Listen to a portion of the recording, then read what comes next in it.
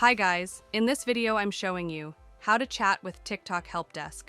The process is straightforward and effortless. The only thing you have to do is open your application. After it opens, tap on your profile icon, which is on the bottom right. And in your profile, you will see 3 lines on the top right. Tap on these lines. And in this pop-up, tap on the last option settings and privacy. Now, scroll down. And here you can see the option report a problem. Tap on it.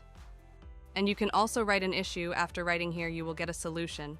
And if you will not get that, then scroll down. And on the last, you can see the option chat with us. Tap on it. Here you can do a live chat with TikTok Helpdesk. How can you do it?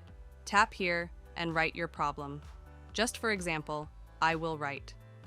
And tap on the send icon. And here you can see it's the solution. If I tap on this option, deactivate or delete account, then I will redirect to that page, where I can delete or deactivate my account.